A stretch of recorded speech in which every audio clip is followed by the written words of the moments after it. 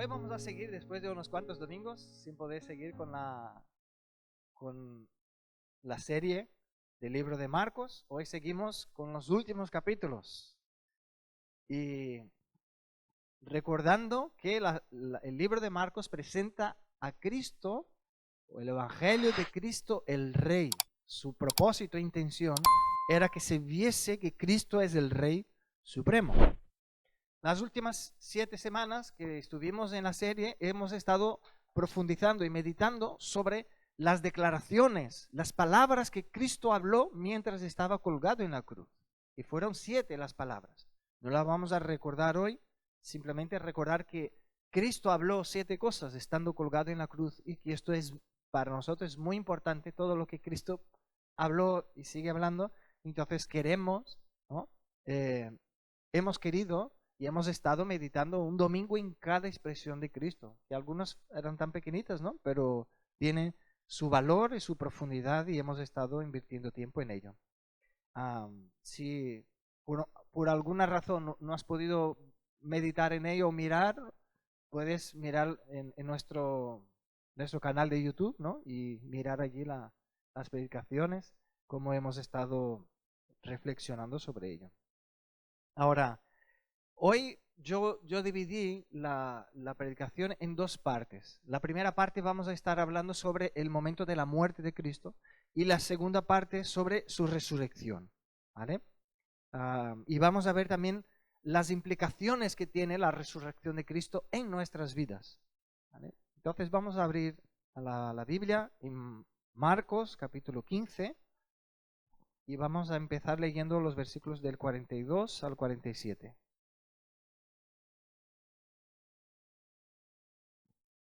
Marcos capítulo 15, versículos del 42 al 47. Dice así: Cuando llegó la noche, porque era la preparación, es decir, la víspera del día de reposo, ¿no? Entonces recordando que eso significa que era el viernes, ¿no? Viernes considerado por los judíos el 6º día, entonces empezaba a las 6 de la tarde.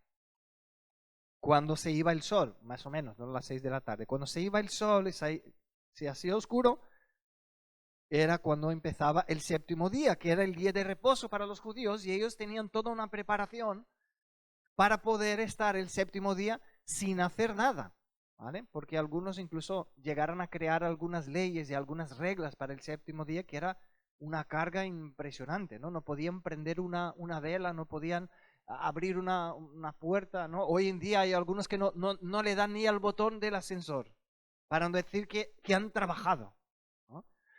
Entonces ellos tenían que prepararse para el día de reposo.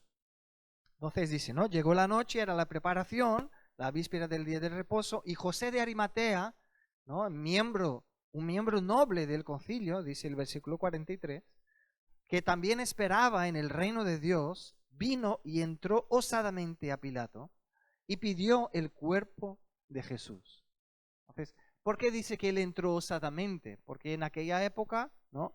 Uno no podía, bueno, hoy también uno no puede simplemente llegar y decir, vengo a visitar al rey, ¿no? Hay que hablar con alguien para mirar una cita, a ver cuándo el rey pues, le pueda atender, ¿no? Pero en esta época no era solo hacer una cita, sino que uno tenía que pedir permiso, porque si intentase entrar en la presencia del rey, alguien podía pensar que era una amenaza, que era alguien que quería matar al rey y le mataban, solo por las dudas, ¿no? Y entonces es algo serio. Entonces él osadamente entró, claro que aquí no era el rey, ¿no? Pero era una autoridad, y él se puso osadamente delante a Pilato, ¿no? Y pidió el cuerpo de Cristo. Y Pilato se sorprendió de que ya hubiese muerto. Ahora, yo no sé si sabes, pero se dice por la historia que normalmente se tardaban de 2 a 7 días una persona para morirse en la cruz. Por eso se dice que era una de las peores muertes que había, porque tardaba todo el tiempo en que la persona estuviese allí hasta lo último de que su cuerpo pudiese aguantar. Claro que los más fuertes, los más resistentes físicamente, acababan durando más, ¿no? Y Pilato se sorprendió que Cristo ya hubiese muerto. y habiendo venir al centurión, le preguntó si ya estaba muerto. Y si os acordáis bien, ¿no? En el momento de la cruz dice que ninguno de los huesos de Cristo sería roto, ¿verdad? Pero vinieron unos soldados porque querían ya que se acabase pronto, ¿no? Vinieron a romper los huesos de los que estaban en la cruz. Y cuando empezaron a... ¿Por qué querían esto? Porque que se ya muriesen pronto, no querían que se alargase. Por el tumulto que fue la muerte de Cristo. Ellos ya querían acabar con esto. Entonces, cuando llegaron para romperle los huesos a Cristo, vieron que ya estaba muerto. Entonces dijeron, ya no hace falta, ¿no? Para que se cumpliese la escritura. Pero para poder asegurarse, entonces le metieron la espada, ¿no? En el costado. Porque ellos tenían que asegurarse de que de verdad había muerto. Y el centurión le comprobó, ¿no? Entonces el versículo 45 dice, e informado por el centurión, dio el cuerpo a José, el cual compró una sábana y quitándolo, lo envolvió en la sábana y lo puso en un sepulcro que estaba clavado en una peña. E hizo rodar una piedra a la entrada del sepulcro. Y María Magdalena y María, madre de José, miraban dónde lo ponían.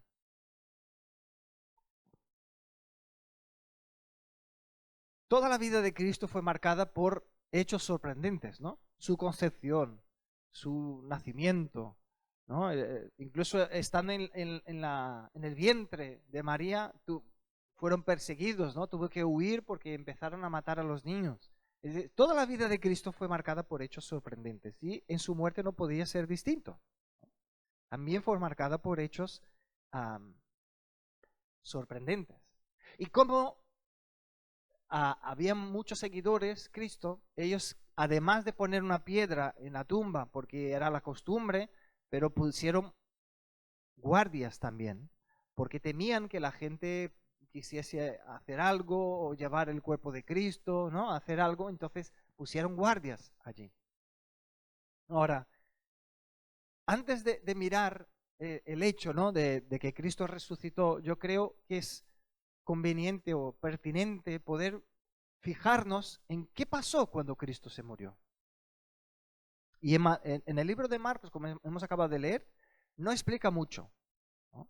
Simplemente dice que murió y luego vino José de Arimatea, ¿no? y llevó su cuerpo.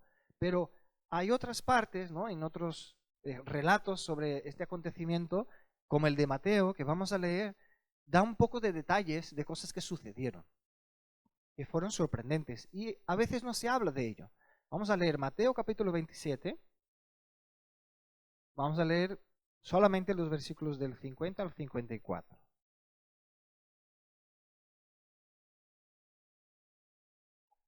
Mateo 27, 50 al 54. Y dice, mas Jesús, habiendo otra vez clamado a gran voz, entregó el Espíritu. ¿No? Fue lo último que vimos, ¿no? Sobre la serie que dice que Cristo expiró, dijo, Padre, en tus manos entrego mi espíritu. Y entonces dice que reclinó su cabeza, ¿no? Y el versículo 51 dice, y he aquí, el velo del templo se rasgó en dos, de arriba abajo, y la tierra tembló, y las rocas se partieron. ¿Qué simboliza esto, hermanos? ¿Qué era el velo del templo? El velo Dios mismo lo mandó construir. El velo Dios mismo mandó que el pueblo pusiese una separación entre el santo lugar y el santísimo lugar, que era el lugar donde estaba el arca, que simbolizaba la misma presencia de Dios. Y entonces este velo era algo muy, pero muy robusto. No era algo simple de rasgar, así como, ay, tengo una cortina en casa y ¿no? Se ha roto. No era algo tan simple. Si miramos en la construcción del templo, como Dios mandó construir, era algo tenía mucha estructura física. Era algo que no era tan simple de romperse. Pero aquí se rompió. ¿Pero qué significaba? ¿Por qué Dios mandó construir este velo? Y vemos en la palabra que era algo que separaba, dejaba como que apartado lo que simbolizaba la presencia de Dios en medio del pueblo, la revelación de Dios en medio del pueblo. Entonces solo el sumo sacerdote podía entrar allí. Y era algo tan serio que revelaba tanto la santidad de Dios que si el sumo sacerdote no se hubiese santificado, se moría ahí dentro. Entonces, para que no se quedase ahí una persona muerta, ellos entraban con una cuerda atada al tobillo y con campanitas. Entonces, el pueblo estaba fuera escuchando, ¿no? Mientras escuchaban ruidos, sabían, bueno, el sumo sacerdote está vivo. Si dejaban de sonar, ya podían saber que ya algo había pasado. Entonces lo quitaban arrastrando con la cuerda hacia afuera. Ahora, tan serio era el velo que ponía lo que nosotros entendemos por qué es ser santo. Ser santo es ser separado, es ser apartado de todo lo que es malo.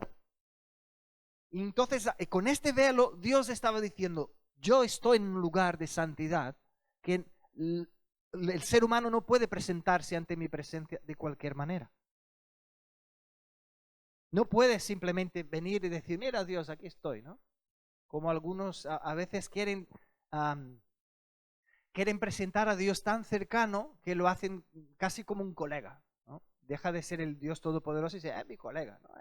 Jesús, ¿no? Y le hablan con palabras así como si fuese un colega del cole. Aquí Dios marcó en la historia del pueblo de Israel una diferencia, una separación. A ver, aquí está mi presencia y aquí estáis vosotros. Y no podéis acercaros de cualquier manera. Pero todo esto, recordaros que hemos visto las otras semanas, que todo lo que está en el Antiguo Testamento era una sombra. Todo apuntaba a algo. Y todo apuntaba a Cristo. Entonces, el hecho de que había una separación nos acuerda, ¿no? Los versículos que nos encanta usar para hablar del Evangelio a las personas que no conocen a Cristo y decir, todos pecaron y destituidos están de la gloria de Dios. ¿Sí? Entonces, este velo estaba marcando esto. Estaba dejando claro al pueblo de Israel, cada vez que ellos se presentaban para ofrecer sacrificios a causa de sus pecados, para clamar el perdón de Dios, se quedaba evidente, nosotros estamos aquí y la presencia de Dios está allá. No tenemos acceso, estamos separados. Solo hay uno que puede, porque Dios lo ha elegido y necesita santificarse, no es de cualquier manera tampoco que él entrará allí. Ahora dice la palabra que cuando Cristo murió, se rasgó de alto abajo este velo. Entonces, ¿qué nos muestra esto? Que a través de la muerte de Cristo, Él pagó el precio por nuestros pecados. Entonces Él quitó la separación que había entre el hombre y Dios. Lo que dice en 1 Corintios 5, si no me equivoco, que dice que Él nos reconcilió con Dios Padre. Entonces ahora el velo que separaba, lo que apartaba el pueblo de poder, que cada uno pudiese llegar y acercarse a la presencia de Dios y ya no ser consumido, fue el sacrificio de Cristo en la cruz. Porque Él murió, porque Él pagó este precio por nosotros, porque Él cargó, Él llevó sobre sí nuestros pecados. Entonces ahora nosotros podemos acercarnos a Dios, podemos incluso cerrar nuestros ojos o con los ojos abiertos también, ¿no? Aunque a mí me cuesta orar con los ojos abiertos. Podemos acercarnos a Dios y decir, Señor, aquí estoy. Gracias porque me recibes y porque no seré destruido por estar en tu presencia, sino que tú me recibes a través de la sangre de Cristo que fue derramada en la cruz. Entonces, este velo que se rasgó de arriba abajo demuestra lo que Cristo hizo con su muerte. Él pagó. Él nos sustituyó. Esta muerte era para ti y para mí. Entonces, Él nos sustituyó allí y ahora lo que separaba el hombre de Dios ya fue rasgado.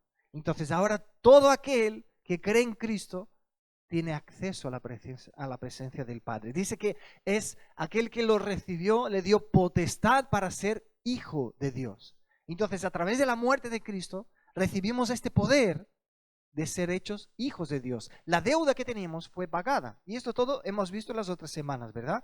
Pero aquí, cuando Cristo se muere, queda evidente que Dios empieza a dar señales físicas en la tierra de que algo sorprendente pasó.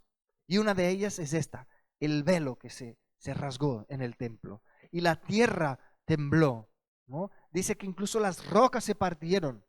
Ahora, recordaros que las tumbas habían piedras para hacer separación de las personas que estaban allí enterradas. Ahora, estas piedras también acabaron rompiéndose y algo sorprendente pasó. Dice el versículo 52, dice, y se abrieron los sepulcros y muchos cuerpos de los santos que habían dormido se levantaron. Gente que estaba muerta resucitó por el poder sobrenatural de la muerte de Cristo. Esto es increíble. Bueno, increíble no. Sorprendente, ¿no?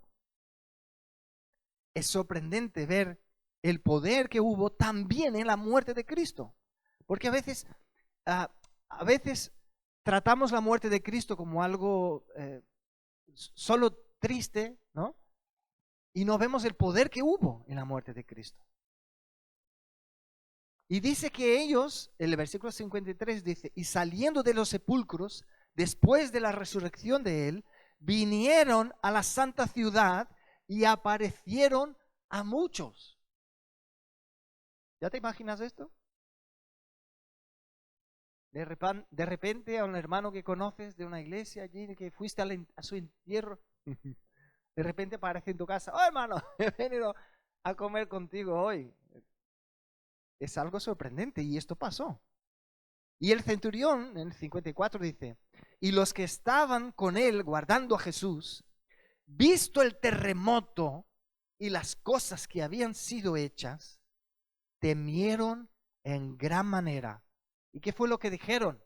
Dice, verdaderamente este era Hijo de Dios. En el momento que Cristo entregó su espíritu, hubo manifestación en la naturaleza, en la tierra. Hubo algo sorprendente en el reino del espíritu, porque Dios estaba haciendo un nuevo pacto con la humanidad. No era poca cosa que estaba pasando, porque todos nosotros nos vamos a morir un día. Y cuando Cristo murió no es igual que todos, porque Él es perfecto y su muerte tuvo el poder de salvarnos. En su muerte Él recibió nuestro pecado y cargó nuestro pecado sobre Él. Entonces su muerte no simplemente fue la muerte de cualquier hombre, fue la muerte del Hijo de Dios sin pecado que se entregó. La muerte no tenía derecho sobre Él al no tener pecado, porque el salario del pecado es la muerte, ¿no? Pero Él se entregó y al entregarse, esto fue la bomba, ¿no?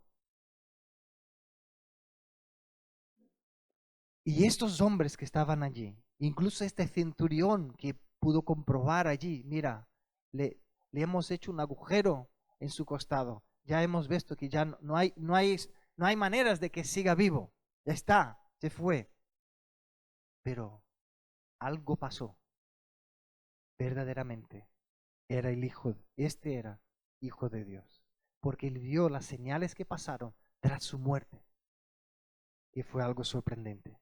Ahora, no sé si ya te has fijado, hermanos, si os habéis fijado, mirando este paralelismo, ¿no? Este simbolismo del Antiguo Testamento y el Nuevo, todas las cosas que Dios fue escribiendo en la historia, ¿cuáles fueron las dos últimas plagas que sufrieron en Egipto el pueblo hebreo? ¿Os acordáis? La 10ª no nos acordamos bien, ¿verdad? Pero ¿cuál fue la 9ª? ¿Alguien se acuerda? ¿Cómo? Tinieblas. ¿Qué fue lo que pasó en las 3 últimas horas de Cristo en la cruz? Tinieblas. El sol se oscureció. Y luego en la 10ª plaga, ¿qué pasó? Se murieron los primogénitos. Y la palabra de Dios dice que Cristo, ¿quién es? El primogénito entre muchos. Pero también en la 10ª plaga mataron a los corderos, porque cada familia tenía que coger la sangre del cordero y pasar en la puerta para que el ángel de la muerte al pasar no entrase en esta casa y no viniese la muerte sobre esta casa. Entonces la salvación vino por la sangre de los corderos que se mataron allí. Y nuestra salvación vino por la sangre de Cristo, ¿no? Entonces, en todo el Antiguo Testamento, en todo lo que puedas leer, puedes encontrar la relación que hay en Cristo y en el mensaje de Cristo. Y esto es tremendo, tremendo. Ahora, Cristo murió y esto se quedó comprobado. Tenían que comprobar que Él estaba muerto para poder bajarle de la cruz. Y no solo fue comprobado, sino que pasaron estas cosas sorprendentes. Ahora, Él tenía que morir, nosotros ya hemos visto, Él tenía que pagar el precio de nuestros pecados. Porque dice la palabra que el pecado entró en Edén. El pecado entró por un hombre y por un hombre también necesitábamos ser redimidos, dice la palabra. Porque Dios es santo y Él no tendrá por inocente a aquel que es culpable. Entonces, como Él no puede tener por inocente al culpable, sino que Él es 100% justo, Él tuvo que pagar el precio del pecado y la deuda. Tuvo que solucionar este problema que teníamos, ¿no? Primera de Corintios 15:3 dice, porque primeramente os he enseñado lo que asimismo recibí, que Cristo murió por nuestros pecados conforme a las Escrituras. Queda evidente que Él de verdad murió. Romanos 5:8 dice, mas Dios muestra su amor para con nosotros, en que siendo aún pecadores, Cristo murió por nosotros. Isaías 53, del 1 al 6, nos habla, ¿quién ha creído a nuestro anuncio? ¿Y sobre quién se ha manifestado el brazo de Jehová? Subirá cual renuevo delante de él y como raíz de tierra seca. No hay parecer en él, ni hermosura, ni le veremos, mas sin atractivo para que le deseemos. Despreciado, desechado entre los hombres, varón de dolores, experimentado en quebranto. Y como que escondimos de él el rostro, fue menospreciado y no lo estimamos. Y el cuarto dice, ciertamente llevó él nuestras enfermedades y sufrió nuestros dolores, y nosotros le tuvimos por azotado, por herido de Dios y abatido. Mas él, hermanos, él herido fue por nuestras rebeliones, molido por nuestros pecados. El castigo de nuestra paz fue sobre él, y por su llaga fuimos nosotros curados. Todos nosotros nos descarriamos como ovejas, cada cual se apartó por su camino, mas Jehová cargó en él el pecado de todos nosotros. Aleluya. Entonces nosotros pecamos, Cristo pagó el precio y solucionó el problema. Por eso el velo se rasgó, por eso hubo temblor en la tierra, por eso hubo manifestación incluso en la naturaleza, porque algo sorprendente pasó en la muerte de Cristo. Ahora quería ponerme con vosotros en los zapatos de los discípulos y vamos a pensar cómo ellos vivieron esta situación, ¿vale? Vamos a esforzarnos un poquito cómo ellos tuvieron que lidiar con esto. Piensa en ti, ¿vale? Estás trabajando allí, haciendo tu vida, y de repente Cristo se te acerca y dice, ven y sígueme. Entonces, dejas tu casa, dejas tu trabajo, dejas tu vida, dejas el convivio con tu comunidad, la gente que conoces de toda la vida, ¿no?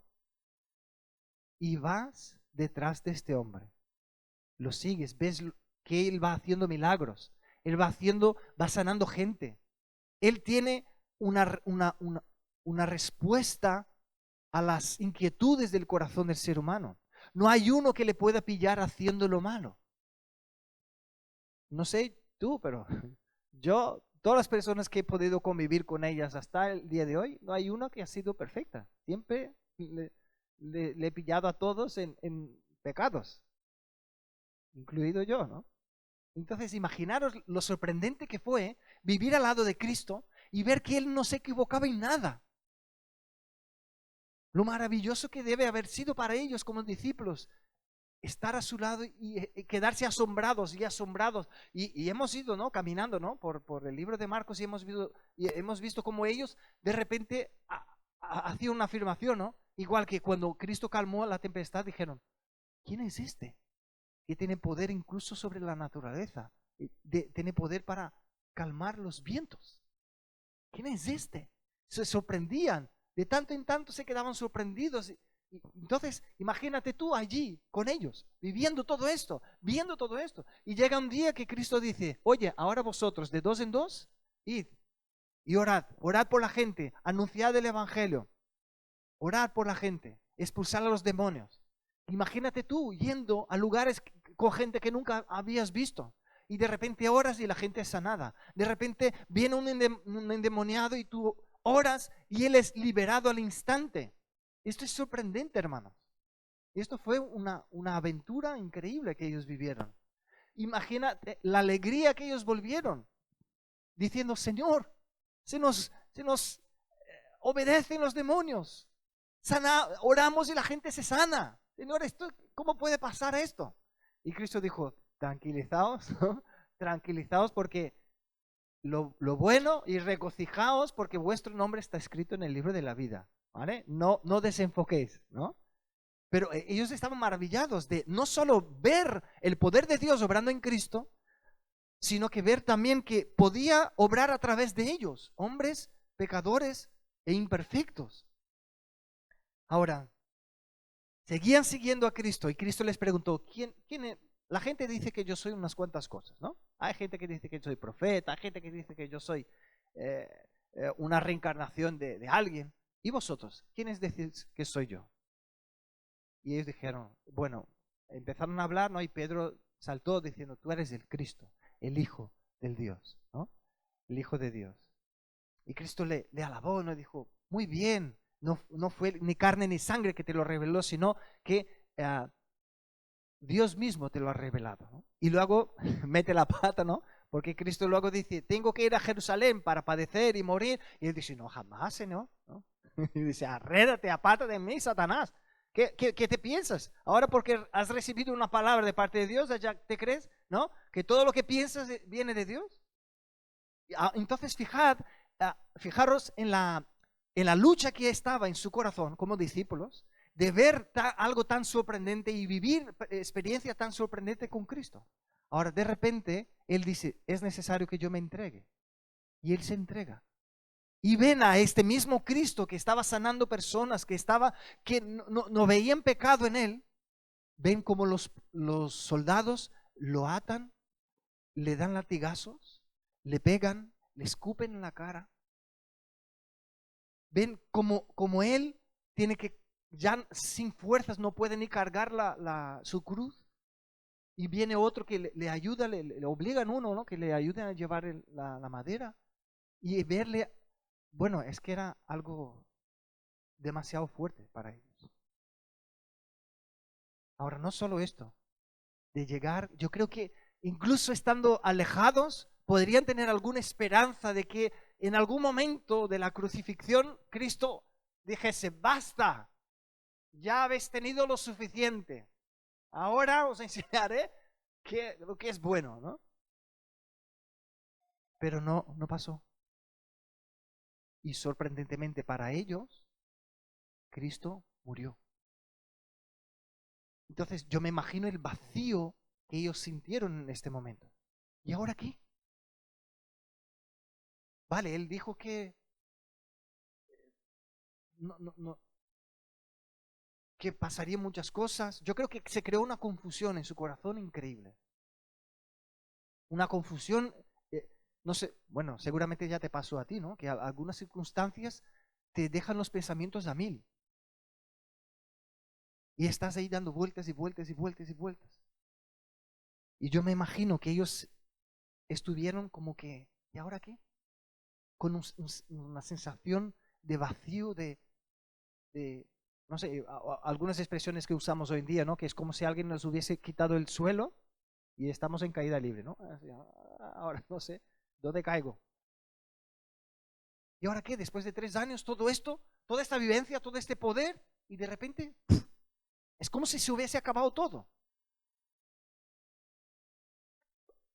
Yo me imagino que ellos no estuvieron en el momento de la crucifixión, ellos huyeron no solo por el miedo de ser muertos también, sino por la confusión en su corazón de decir, yo pensaba que el final sería distinto. Estaban totalmente confundidos en sus pensamientos. Y vamos a profundizar un poco más en esto en el texto que vamos a leer, pero me imagino Pedro avergonzado. Yo creo que Pedro debería de estar sintiendo una basura, porque dijo, estuvo conmigo todo este tiempo, me impartió amor, me impartió vida, me permitió servirle, me sirvió, me lavó los pies. Y en el momento de más dolor que él tuvo, yo fui incapaz de por lo menos estar a su lado y decir que era uno de los suyos. Lo negó 3 veces, de manera descarada. Entonces yo me imagino cómo estaba el corazón de los discípulos en este momento, frustrados, desilusionados. Y en Lucas vemos cómo seguían teniendo esperanza de que Cristo fuese el liberador de Israel. Aunque Cristo ya dijo, mi reino no es de este mundo, pero ellos seguían teniendo esta esperanza. Que Él sería este Mesías que traería, como ellos tenían una visión, ¿no?, de un Mesías carnal, ¿no?, en el mundo, que un rey que se levantaría, y entonces ellos ya no serían gobernados por las naciones, sino que ellos gobernarían sobre las naciones, ¿no? Ellos seguían mirando un reino terrenal. Lucas capítulo 24, vamos a leer unos cuantos textos, del 13 al 21 vamos a leer, y aquí estaba en el momento de que ya habían pasado los 3 días, Cristo ya había resucitado, y ellos iban de camino a Emaús, dice, ¿vale? Eran dos de ellos, dice la palabra. Solo habla el nombre de uno, pero dice que 2 de ellos estaban camino a Emaús. Estaban caminando.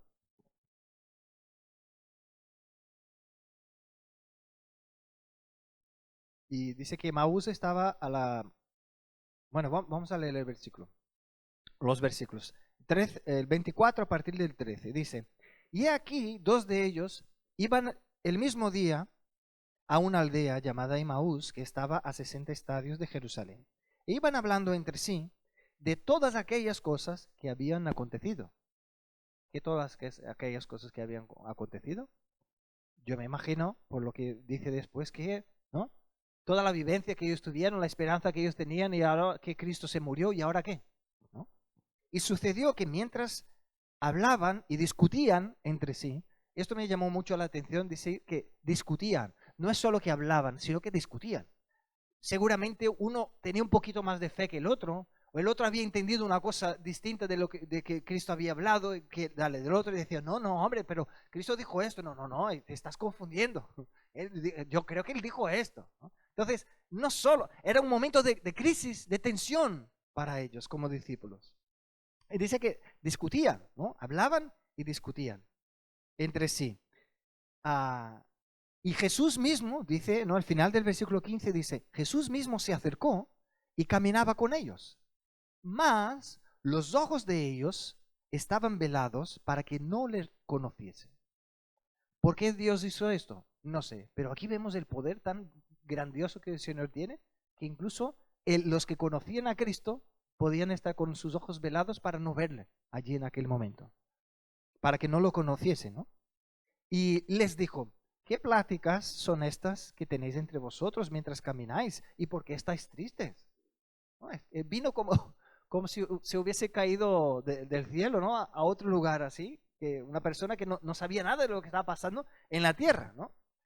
Tan sorprendente fue la pregunta de Cristo que el versículo 18 dice, respondiendo uno de ellos, que se llamaba Cleofas, le dijo, ¿eres tú el único forastero de Jerusalén que no has sabido las cosas que en ella han acontecido estos días? Es decir, ¿de dónde has salido tú? ¿No? Eres la única persona que no es de Jerusalén, de Israel, que no te has enterado. Fijaros lo importante que fue la crucifixión de Cristo, que todos estaban hablando de ello. Y el versículo 19, entonces Él les dijo, ¿no? Cristo les dijo, ¿qué cosas? Y ellos les dijeron, de Jesús Nazareno, que fue varón profeta, poderoso en obra y en palabra delante de Dios y de todo el pueblo. Y cómo le entregaron los principales sacerdotes y nuestros gobernantes a sentencia de muerte y le crucificaron. Pero nosotros esperábamos, ahora fijaros bien, hermanos, mirad lo que ellos esperaban. Pero nosotros esperábamos que Él era el que había de redimir a Israel. Y ahora, además de todo esto, hoy ya el tercer día que esto ha acontecido. Es decir, mira, Él vino, ¿no? Nos llenó de esperanza, pensábamos que era el que redimiría a Israel. Pero mira, ya está muerto ya desde hace 3 días. Mira la frustración en sus palabras. ¿Cómo deberían de estar confundidos, desesperanzados?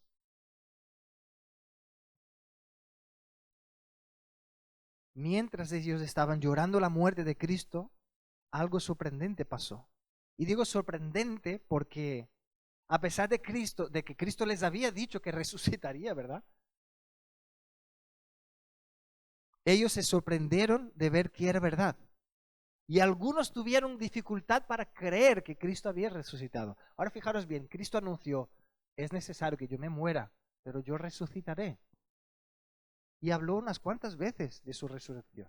Pero aún así, hermano, la situación era tan confusa para ellos que no se creía. Les costaba creer en la palabra. ¿Cuántas veces pasa con nosotros? Leemos la Biblia y a veces nos cuesta creer que lo que estamos leyendo es la verdad. Sin darnos cuenta, vamos filtrando, ¿no? Con algunas mentiras que tenemos en nuestro corazón, vamos filtrando la palabra.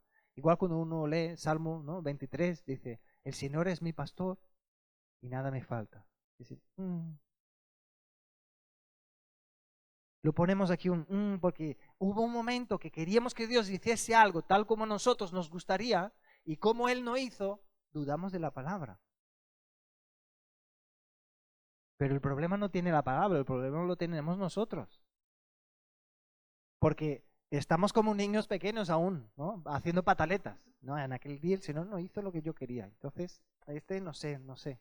Y dudamos de su palabra, ponemos en cheque su palabra por la frustración en nuestro corazón. Entonces, ellos estaban así, luchando. Vale, Cristo dijo estas cosas, pero pensábamos y esperábamos, ¿no? Fijaros la expectativa que ellos pusieron sobre Cristo, aunque Cristo dijo, mirad las cosas de lo alto, no pongáis vuestra mirada en la tierra, las cosas de este mundo.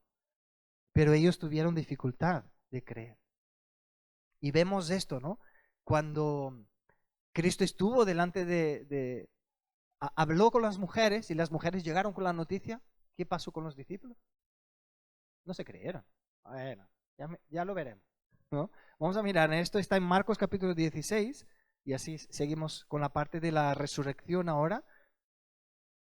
Cuando pasó el día de reposo, versículo 1 del capítulo 16, cuando pasó el día de reposo, María Magdalena, María madre de Jacobo y Salomé compraron especias aromáticas para ir a ungirle y muy de mañana, el primer día de la semana, vinieron al sepulcro y para ellos, bueno, el primer día de la semana es el domingo, ¿no?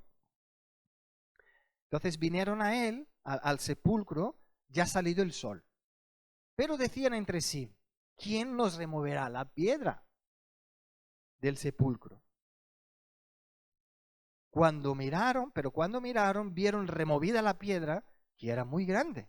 Y cuando entraron en el sepulcro, vieron a un joven sentado al lado derecho, cubierto de una larga ropa blanca, y se espantaron. Mas él les dijo, no os asustéis, buscáis a Jesús Nazareno, el que fue crucificado. Y dijo, ha resucitado, no está aquí. Mirad el lugar en donde le pusieron. Pero id, decid a sus discípulos y a Pedro que él va delante de vosotros a Galilea. Allí le veréis como os digo. Ahora fijaros bien, ¿no? Me parece sorprendente, ¿no? Que además de decir que él resucitó, dice, mirad aquí, ¿no?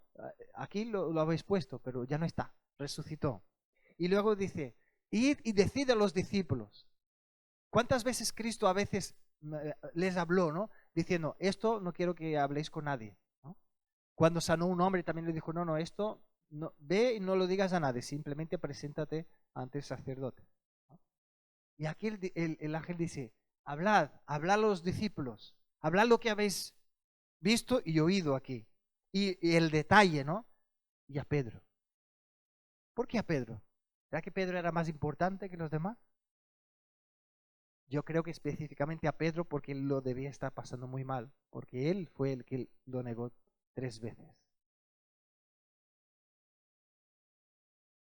Bueno, 3 veces antes de que cantase el gallo, ¿no? Luego no sabemos si pudo negar más veces o no, pero ya habiendo hecho las 3 veces, ya yo creo que ya es más que suficiente. Ahora él dijo, el 7, pero id, decid a sus discípulos y a Pedro que va delante de vosotros a Galilea, allí le veréis, como os digo. Y el 8 dice, y ellas se fueron huyendo del sepulcro. Yo creo que da un poquito de miedo, ¿no? Ver un ángel y que un ángel esté hablando contigo, no es algo que sea muy fácil de gestionarlo, ¿no? Y ellas fueron huyendo del sepulcro porque les había tomado temblor y espanto. Ni decían nada a nadie porque tenían miedo. El 9 dice, habiendo pues resucitado Jesús por la mañana, el primer día de la semana apareció primeramente a María Magdalena, quien había echado 7 demonios. Y yendo a ella, lo hizo saber a los que habían estado con él, que estaban tristes y llorando. Entonces, fijaros bien, ¿eh? 3 días después ya, los discípulos estaban tristes y llorando. Y el 11 dice, ellos cuando oyeron que vivía, que había sido visto por ella, ¿qué hicieron? Saltaron de alegría, dijeron, se cumplió su palabra. No, ¿verdad? ¿Qué hicieron? No lo creyeron. ¿Sabe qué es esto, hermano? ¿Has tenido algo sobrenatural de Dios? ¿Has visto al mismo Cristo y quieres compartir con tus hermanos? Y dice, lo he visto. Y dice, en realidad le están diciendo que está mintiendo. No lo creyeron. Y el 12 dice, pero después apareció en otra forma a 2 de ellos que iban de camino, yendo al campo. Ellos fueron y lo hicieron saber a los otros y ni aún a ellos creyeron. Es decir, ya no era una persona, ya eran otras personas. Y en la misma ley de ellos decía que si un hecho estaba comprobado por 2 o más personas, deberían tenerlo como verdad. Porque una puede inventarse algo, pero 2 o 3 que estén hablando exactamente lo mismo, ya es un poco más creíble, ¿no? Pero no, ni así creyeron a sus hermanos. Y el 14 dice, finalmente se apareció a los 11 mismos, estando ellos sentados a la mesa, y les reprochó su incredulidad y dureza de corazón, porque no habían creído a los que le habían visto resucitado. Y nosotros ya sabemos, ¿no? Que luego todos ya estaban creyendo y les faltó a Tomé, ¿no? Que fue el último que dijo, no, yo si no le pongo el dedo allí, ¿no? En la herida, si no veo las marcas en su mano, esto no lo creo, ¿no? Ahora, ¿por qué la resurrección, hermanos, fue tan importante? ¿Por qué era tan difícil para que los discípulos creyesen en lo que Cristo les había dicho? Era algo sorprendente y algo que ellos no estaban esperando. Yo creo que pensar en que Cristo iba a morir para ellos era algo demasiado, que era demasiado para ellos, porque ellos no tenían la respuesta. Entonces preferían ni pensar en ello. Ahora, la resurrección fue importante, en primer lugar, porque dio autenticidad a Cristo. Pensad conmigo. Si todo lo que Cristo vivió, todo lo que pasó, de repente, si Él se muere y se queda muerto, ¿qué Dios es este que no tiene poder sobre la muerte? ¿Qué hijo de Dios es este que al final declara, ¿por qué me has abandonado? Y se queda abandonado. Entonces, el hecho de que Cristo resucitó da autenticidad a su persona como hijo de Dios. Es una marca más que podemos ver y decir, verdaderamente, como dijo el centurión, ¿no?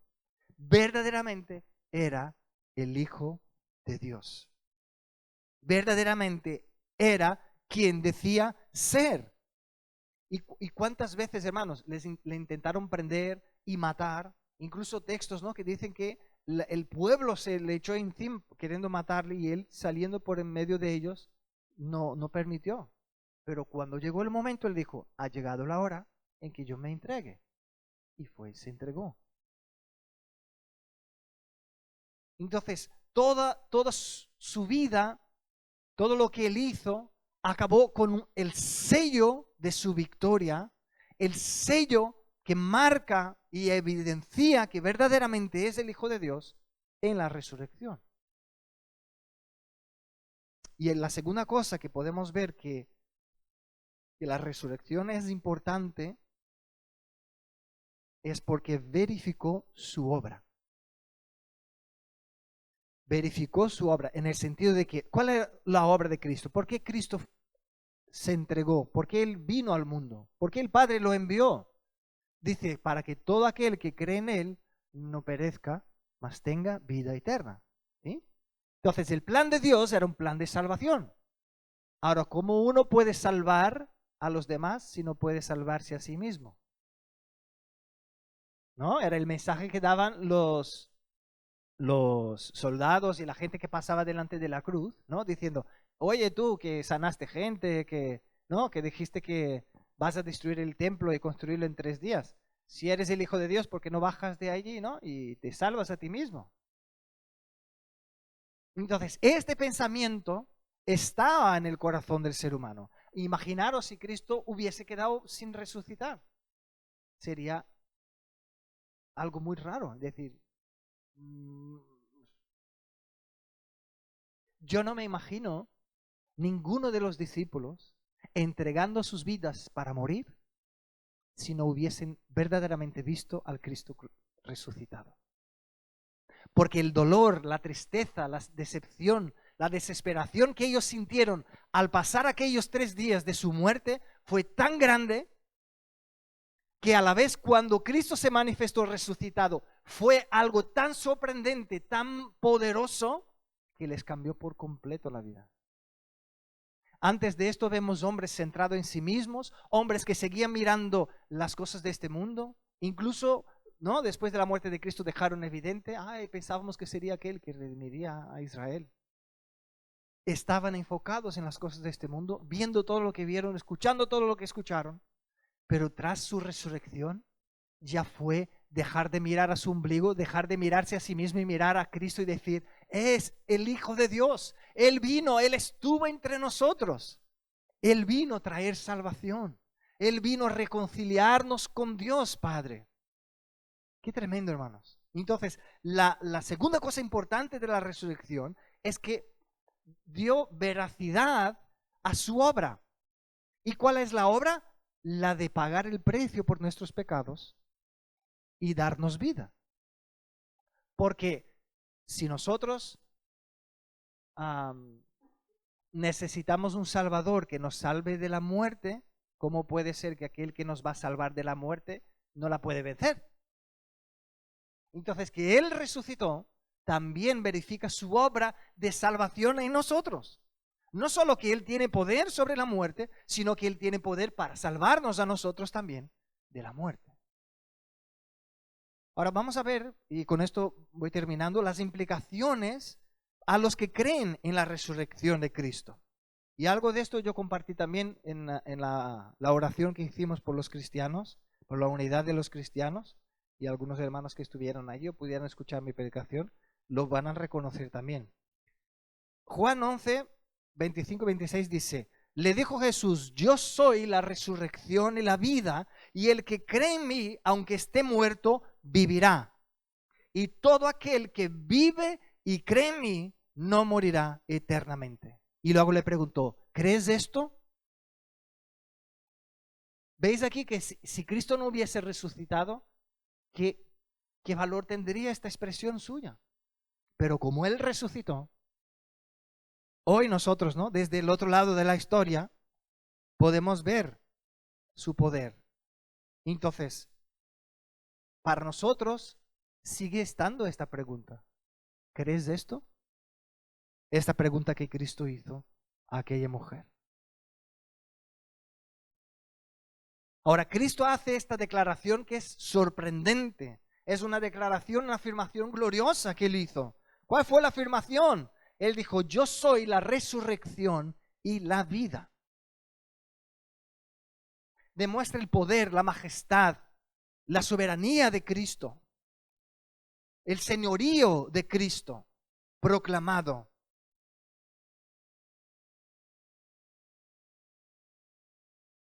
Ahora, aunque yo espero que todos los que estemos aquí, ¿no? Seamos personas que ya reconocemos el señorío de Cristo, ya hayamos rendido nuestro corazón a Él, es importante, necesario recordar las implicaciones que tiene esto en nuestras vidas. Y la primera implicación es para que necesitamos, ¿no? Para que creer en que Cristo es la resurrección, es primero necesario creer que Él de verdad resucitó. Yo sé que esto parece tan simple, ¿no? Decir, vale, ¿no? Sí, pero a veces encontramos cristianos que dudan si de verdad Cristo resucitó. Tienen momentos de duda en su vida. Pero Cristo verdaderamente resucitó, como hemos visto, ¿no? Entonces no hace falta ya profundizar en ello.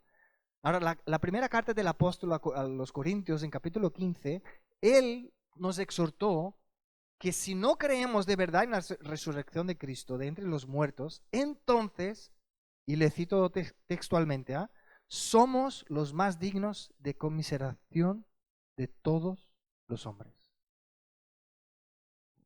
Es decir, si estamos anunciando a Cristo, si estamos hablando del Evangelio de Cristo, si estamos hablando que hay salvación en Cristo, pero en nuestro corazón dudamos si de verdad Él resucitó, dice que somos los más miserables de la tierra, porque no estamos ni viviendo todos los placeres del mundo, pero tampoco estamos disfrutando todo lo que Dios tiene para nosotros en Cristo Jesús. Porque la resurrección es el fundamento de nuestra vida, de nuestra fe. Nuestra esperanza para el futuro es que Él volverá a buscarnos, porque Él resucitó. Ahora, ¿cómo podría uno que no resucitó llegar a resucitar a alguien? ¿No? Aquel que no tiene poder sobre la muerte, sobre sí mismo tendrá poder sobre la muerte en otro. No tiene sentido. Si no creemos en su resurrección, nuestra fe es vana y aún estamos perdidos en nuestros pecados, como dice, concluye, ¿no? El apóstol Pablo. Entonces, creer o no creer en esta afirmación de Cristo, que Él es la resurrección, Él es la vida, es una condición o nos deja en una condición o en otra condición delante de Dios. Y en Juan 3:18, la segunda parte del versículo, habla de esta condición de las personas que no creen en ello. Dice, pero el que no cree ya ha sido condenado, porque no ha creído en el nombre del unigénito de Dios. Entonces, vemos que esta expresión no ha creído en el nombre del unigénito de Dios no tiene que ver solo con, yo creo que Cristo era el Hijo de Dios, pero, ¿y Él resucitó? La persona, no. Si duda de su resurrección, no ha creído de verdad en el unigénito Hijo de Dios, porque Él es el Hijo de Dios, Él resucitó. Y en Juan 3, 16, 17 nos habla de la condición de aquellos que sí creen en Cristo, porque dice, De tal manera amó Dios al mundo que ha dado a su Hijo unigénito para que todo aquel que cree en Él no se pierda, mas tenga vida eterna. Y el 17 dice, porque no envió Dios a su Hijo al mundo para condenar al mundo, sino para que el mundo sea salvo por Él. ¿Por qué? Porque aquel que ya no cree, ya está condenado. Él ya está condenado. Entonces, Cristo no vino para hacer lo que ya estaba hecho. Él vino para traer una solución a lo que nosotros no podríamos hacer. Y era traer salvación. Tremendo, ¿no? Entonces, no es simplemente creer que Cristo fue un profeta, que Cristo fue un hombre bueno, un hombre lleno de virtudes, incluso creer que Cristo fue un hombre inspirado. No basta con esto. Necesitamos, según dice la palabra, es creer que verdaderamente Él es el Hijo de Dios y lo que Él expresó, que Él es la resurrección y Él es la vida. Entonces, permítame leer 3 versículos, ¿no? O 3 textos que demuestran esta afirmación, ¿no? Primera de Corintios 15, 3 y 4 dice, porque primeramente os he enseñado lo que asimismo recibí, que Cristo murió por nuestros pecados conforme a las Escrituras, y que fue sepultado, y que resucitó al tercer día conforme a las Escrituras. Es decir, estaba anunciado, estaba proclamado que sucedería y sucedió, ¿no? Porque cuando él dice las Escrituras, está hablando del Antiguo Testamento. Ellos aún no tenían el Nuevo Testamento escrito, aún lo estaban escribiendo. Juan 14:6, un texto muy conocido que dice, Jesús le dijo, yo soy el camino y la verdad y la vida. Nadie viene al Padre sino por mí. Entonces veis que no es simplemente creer que Cristo es, es uno de los caminos, o fue un gran hombre. No, es el Hijo de Dios. La vida está en Él. Él es la vida, la verdad, es el camino que nos lleva al Padre. Sin Él es imposible que el ser humano llegue al Padre. Primera de Juan 5, 10 y 12 dice, el que cree en el Hijo de Dios tiene el testimonio en sí mismo. El que no cree a Dios le ha hecho mentiroso, porque no ha creído en el testimonio que Dios ha dado acerca de su Hijo. Y este es el testimonio, que Dios nos ha dado vida eterna. Y esta vida, ¿dónde está? En su Hijo. Y el que tiene entonces al Hijo, tiene la vida. El que no tiene al Hijo de Dios, no tiene la vida. Entonces podemos ver que bíblicamente hay una diferencia muy grande en creer o no en Cristo, en creer que Él es la resurrección y la vida, y no creer esto. Y yo sé que hoy día, hermanos, si tú comentas esto a tu vecino, no serás bien recibido. No es un mensaje inclusivo, como la gente le gusta usar mucho esta palabra, ¿no? Hoy en día. Es un mensaje que excluye, ¿no? Excluye a aquellos que no creen, pero sí incluyen a aquellos que creen. ¿Quién marcó esto? Fuimos nosotros hemos inventado esto. No, fue el mismo Dios que escribió en la historia. Y nosotros, lo que corresponde a nosotros es decir, ¿crees esto? La pregunta que Cristo hizo a Marta. Entonces, es así porque este es el Evangelio, que Cristo fue crucificado, murió por nuestros pecados, fue sepultado y que resucitó al tercer día, de tal manera que sin la resurrección de Cristo, la cruz no tuviese valor. Si no fuese la resurrección de Cristo, la cruz se quedaría como la muerte de cualquiera. Entonces la cruz nos trajo el perdón de Dios. Ahora la resurrección, ¿qué nos trajo la resurrección, hermanos? Esperanza. Cristo es el Cordero de Dios que quita el pecado del mundo. Entonces Él se entregó como un cordero, pero dice la palabra que Él volverá como un león para traer justicia. Antes de ascender a los cielos, Cristo habló. Y fijaros que las últimas palabras de Cristo en la tierra no fue las que hemos estudiado en las últimas semanas, estando colgado en la cruz. Las últimas palabras de Cristo fue ya resucitado. Y Él dijo, toda autoridad me fue dada. Cristo tiene poder y autoridad sobre el pecado porque Él lo venció en la cruz. Y Cristo tiene poder sobre la muerte porque Él lo venció resucitando. Entonces, cuando Él dijo, yo soy la resurrección y la vida, Él pregunta, ¿crees esto? Cristo solo puede ser la vida, solo puede darnos vida porque primero es la resurrección. Entonces, porque Cristo resucitó, nosotros tenemos seguridad de que Él es el Mesías, el Hijo de Dios, el que había de venir al mundo y dar vida a todos los que creen en Él. Ahora, tú y yo ahora mismo podemos empezar a disfrutar la vida eterna que el Señor da, la vida eterna que Él tiene para nosotros. Y no hace falta esperar llegar al cielo para empezar a disfrutar la vida eterna que el Señor tiene para nosotros. Porque hay personas que dicen, bueno, ellos inventaron esta religión, ¿no? de los cristianos, inventaron esto para hacer con lo que la gente viva bajo un régimen moral e intente hacer las cosas bien aquí en este mundo, ¿no? Entonces, las personas que no conocen a Cristo piensan que un cristiano está con miedo de que le caiga un rayo en la cabeza, ¿no? Cada instante, y busca no hacer las cosas mal porque si no se le va a dar un rayo y le va a fulminar. Entonces, claro, no está disfrutando una vida eterna, está disfrutando una amenaza eterna. Y no es así lo que el Señor nos anunció. No es esto lo que Él nos dice. Él dice que Él nos atrae y nos llama como hijos. Nos da poder de ser hechos hijos.